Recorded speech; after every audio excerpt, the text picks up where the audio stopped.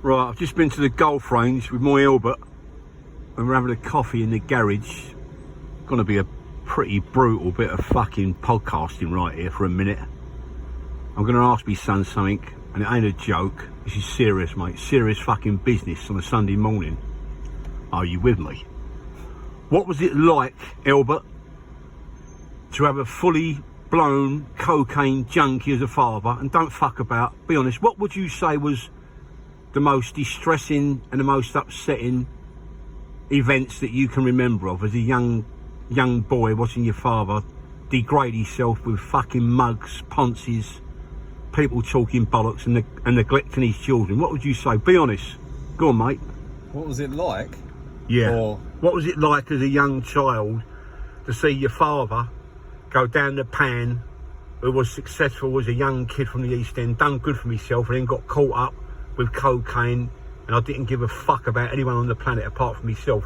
How did you feel as a young boy? You and your brother, but how did you feel as a young boy? What feelings went through your mind? Be as blunt as you want.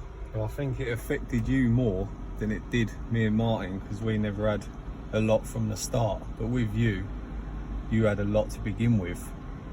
And then you lost it all through cocaine and drink, neglected everyone in your life, including your children and yourself.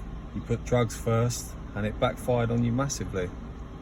There you go. Now, you won't get no blunter than that. And this is real talk. This is not bollocks talk.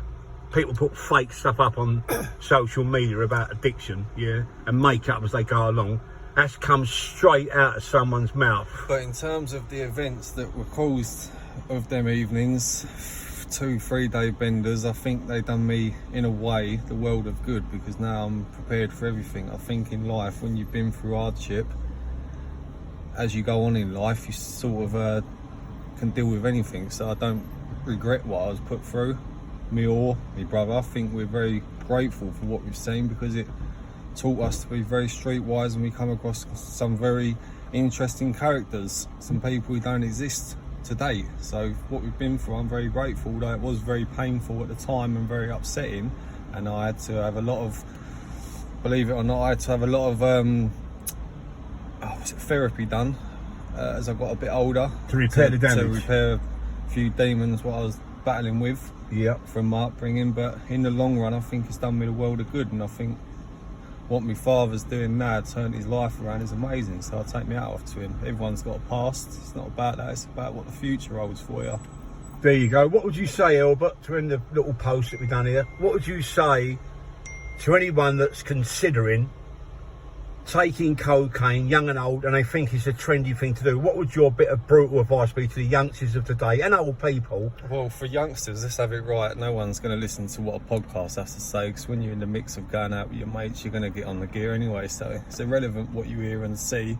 It all comes down to what you want to do in the long run. I mean, if you want to get addicted to cocaine from a young age, then I think you need to consider where you're actually going to be going in the long run. But if you go out on a weekend and have a bit of gear and a couple of drinks with your mate, and you can knock it on the head on the Monday, I don't think it's the end of the world. But if you're a full-blown cocaine addict like my old man was, then I don't think your life's going to go very far. I think you're going to deteriorate and lose everything that you've ever achieved.